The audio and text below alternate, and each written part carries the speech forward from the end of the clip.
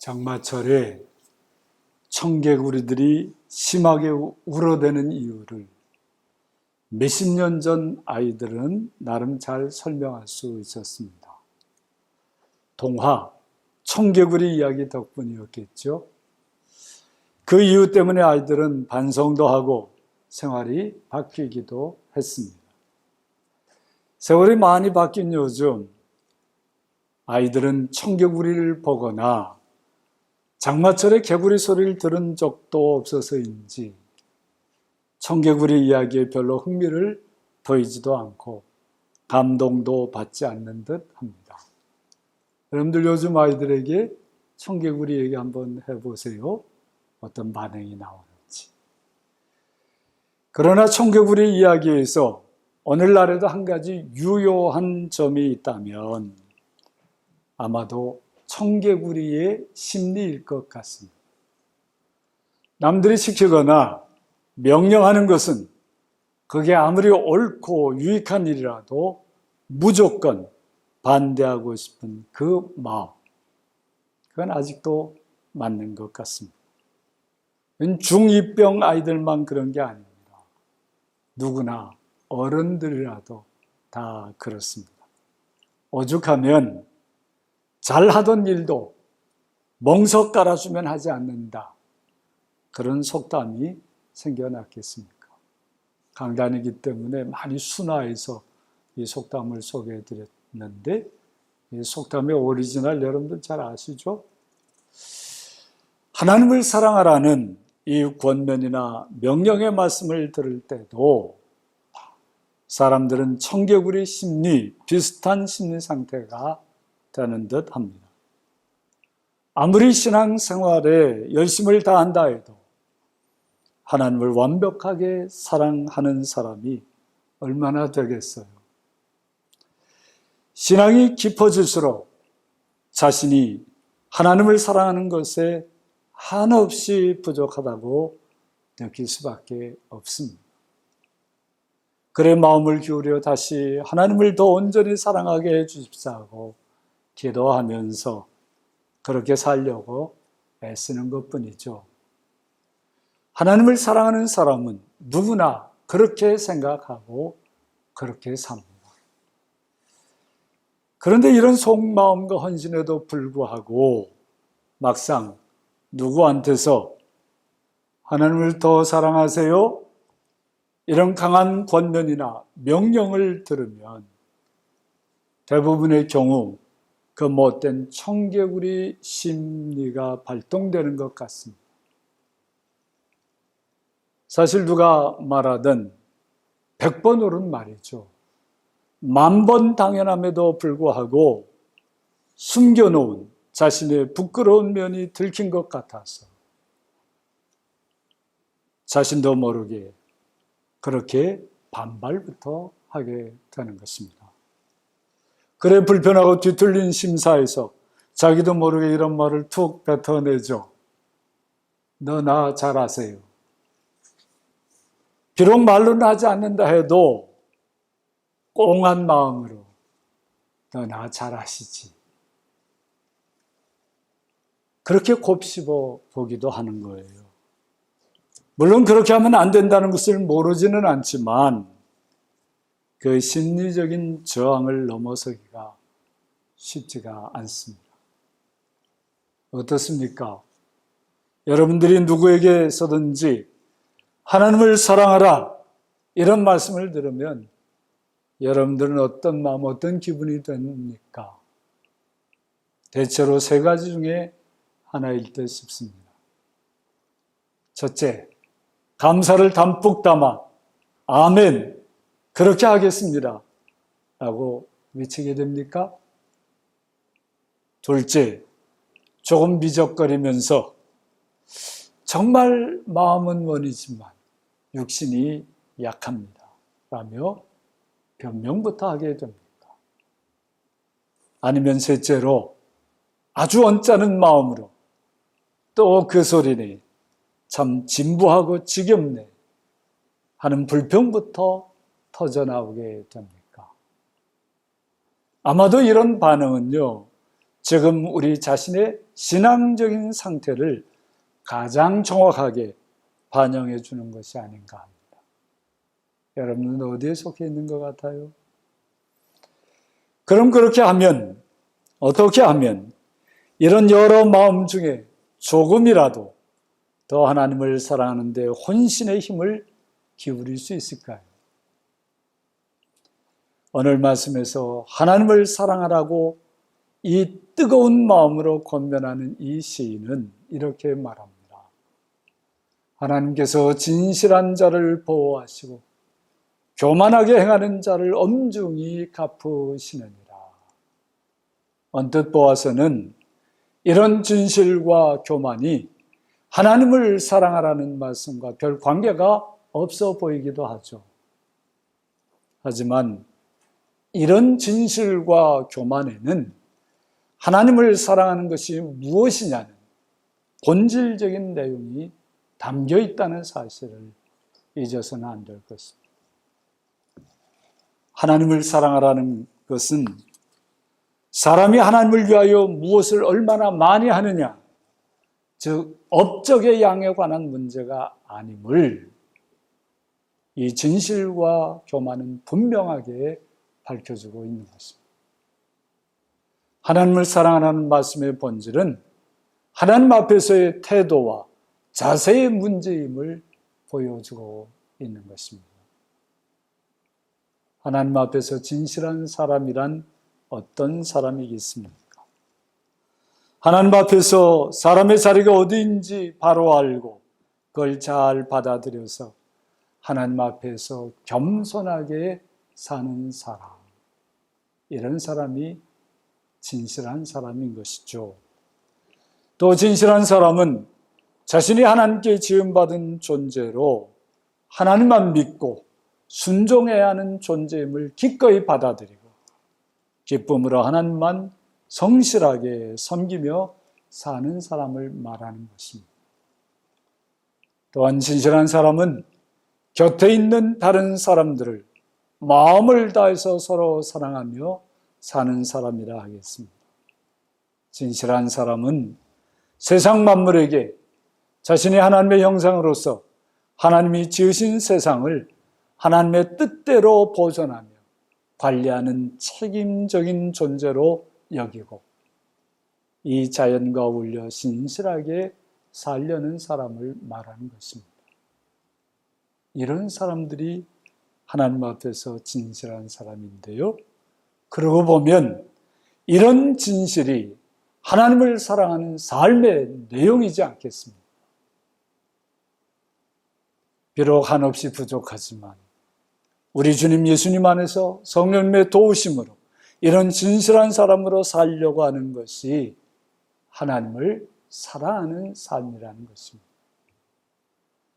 그런 사람은 하나님의 사랑을 받으며 하나님의 보호하심을 받는다고 분명히 말씀해 주고 있습니다.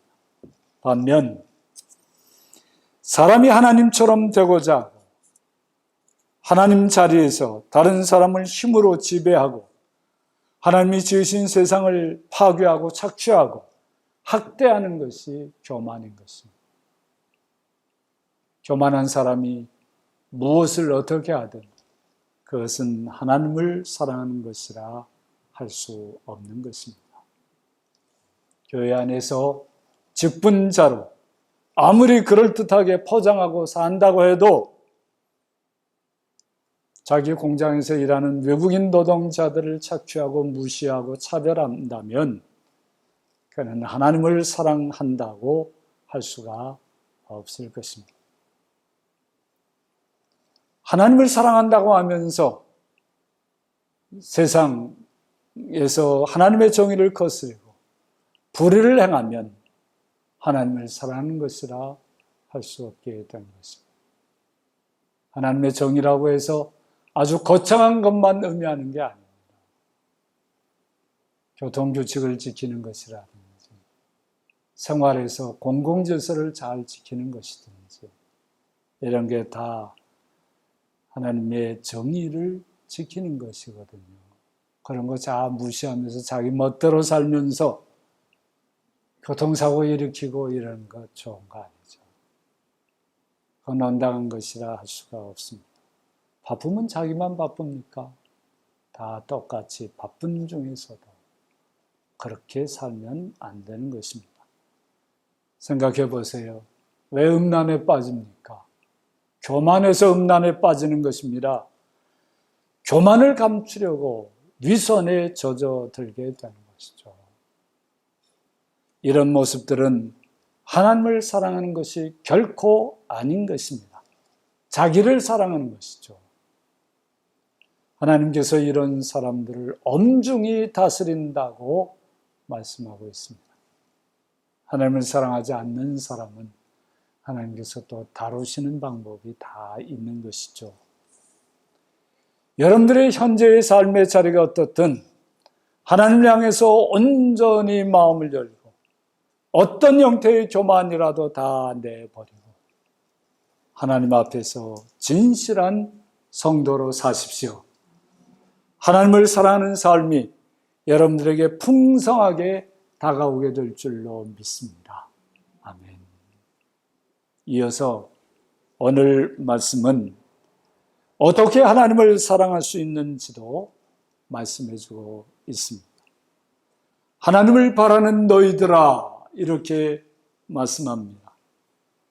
이 하나님의 말씀을 선포한 시인은 자신의 경험과 깨달음에 비추어서 하나님을 사랑하는 길이 하나님만 바라보고 사는 것임을 선포하고 있는 겁니다. 하나님을 바라는 것은 겸손하고 진실하게 하나님만 믿고 의지하는 것을 뜻하는 것입니다. 여러분 하나님 잘 바라보고 계시죠? 어떤 자리에서든지 겸손하고 진실하게 하나님을 믿고 의지하는 것입니다. 실패했으면 실패한 대로, 잘 나가면 잘 나가는 대로, 병이 들었으면 병이 든 대로, 건강하면 건강한 대로 하나님께서 이 일도 처리하신다. 그것을 믿고 하나님만 의지하는 것, 그게 하나님만 바라보고 사는 사람인 것이죠. 그렇게 하나님을 바라보는 사람들만이 하나님을 사랑할 수 있는 것입니다. 왜 하나님만 바라보아야 할까요? 하나님을 사랑하는 것은 사람 자신의 힘만으로는 불가능하기 때문에 그렇습니다. 여러분들도 하나님 사랑해 보려고 많이 노력은 해보셨죠? 근데 노력한 대로 잘 됩니까? 그게 마음대로 생각대로 안 되더라는 걸 경험했지 않습니까? 하나님을 사랑하는 것은 인간의 노력의 산물도 인간의 공로도 아닙니다. 하나님의 은혜에서 비롯되는 거예요. 그래서 하나님만 바라보라고 말씀하고 있는 것입니다. 그것을 이 시인은 시편 31편 1절서부터 22절까지 간증하면서 하나님을 사랑하라고 선포하고 있는 것입니다. 그 간증은요, 신앙적인 거인이 신앙적인 용담으로 감당할 수 있는 것이라 그렇게 생각하는 사람들이 있습니다. 그러나 그런 것이 아닙니다. 한없이 약하고 부족한 평범한 보통 사람들의 진솔한 얘기라는 것을 기억하셔야 됩니다. 이 간증을 통해서 하나님을 바라기만 하면 아무리 부족하고 연약한 사람도 하나님을 사랑할 수 있다. 하나님을 사랑하게 된다. 이렇게 말하고 있는 것입니다. 먼저 그의 간증은 이렇습니다. 31편 1절부터 8절을 요약해 보면 이런 얘기예요. 나는 허탄한 거짓을 숭상하는 원수들이 쳐놓은 비밀한 음모의 그물에서 온갖 고난과 환난 중에 있었습니다.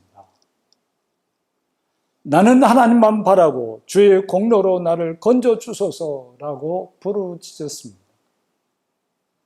그때 하나님은 나의 반석과 산성이 되어 주셔서 나를 건져주셨습니다. 지금도 그런 자리에서 하나님만 바라보고 하나님께 피합니다. 그러면 하나님께서 나를 속량하셔서 하나님 앞에 세워주십니다.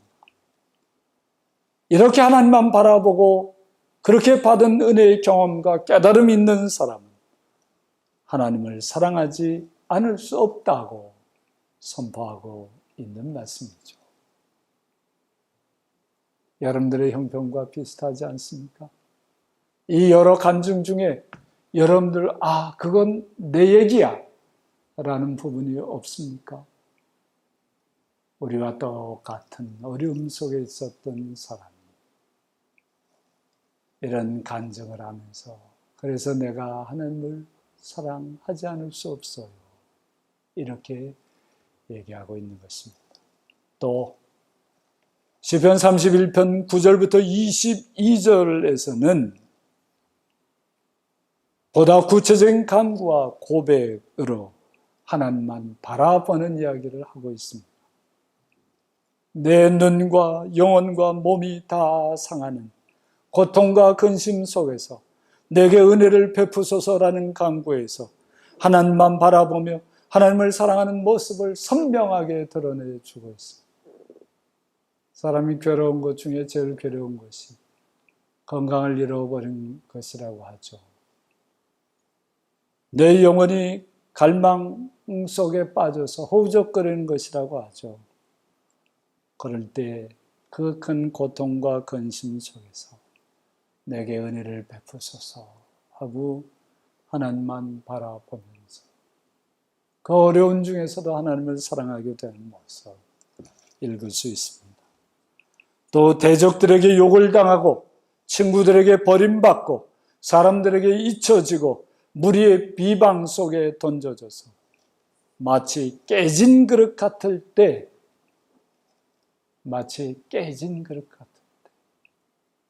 지금 내 모습이 마치 깨진 그릇과 같습니다. 그런 자리에서도 나는 주께 의지하고 주는 내 하나님이시라고 고백하는 말씀이 여기에 들어있죠.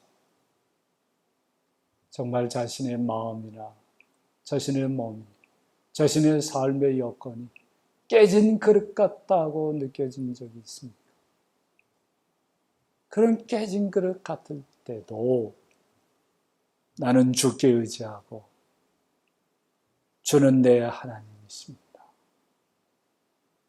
그렇게 고백하면서 하나님을 바라보는 것입니다. 이런 모습이 진정으로 하나님만 바라보는 믿음이라는 것이에요. 하나님을 사랑하는 모습이라고 말하고 있는 것입니다. 거기서 나를 핍박하는 자들의 손에서 나를 건져주소서, 주의 사랑하심으로 구원해 주소서, 의인을 치는 거짓 입술에 그 악한 자들을 잠잠하게 하소서, 이렇게 부르짖어 간구하게 되고요. 그리고 마침내 고백하게 됩니다. 주께 피하는 자를 위하여 인생 앞에 베푸신 은혜가 어찌 그리 큰지요. 주께 피하는 자를 위하여 인생 앞에 베푸신 은혜가 어찌 그리 큰지요. 내가 주께 부르짖을 때에 주께서 나의 간구하는 소리를 들으셨나이다. 내가 주께 부르짖을 때 주께서 나의 간구하는 소리를 들으셨나이다. 하나님을 바라보는 모습을 진솔하게 간증하며 고백하고 있는 것입니다. 이런 모든 악조건의 두려움을 이겨낸 하나님을 사랑하는 참된 모습이 이 간증 속에 담겨져 있어요. 여러분들 안에 이런 경험과 깨달음이 있다면 하나님을 사랑하는 일에 아무런 두려움이 있을 수 없습니다. 강하고 담대하라는 말씀대로 어떤 환경과 여건 속에서도 흔들리지 않고 강하고 담대한 모습으로 하나님을 사랑하며 감격으로 살아가게 되는 것입니다. 여러분들 모두가, 우리 성도들이 살아야 할 가장 아름답고 복된 모습인 것입니다.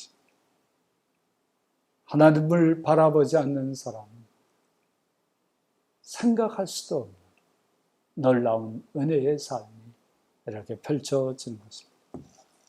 사랑하는 성도 여러분, 코로나19 재난 속에서 재난 후의 새로운 삶의 자리에서 아니면 현재 여러 가지 여러분들이 안고 사는 고통스러운 현실에서 장마의 이런 어려움 속에서 우리의 온 마음을 다해서 하나님을 사랑합시다. 성도들이 오늘의 말씀으로 서로 격려합시다.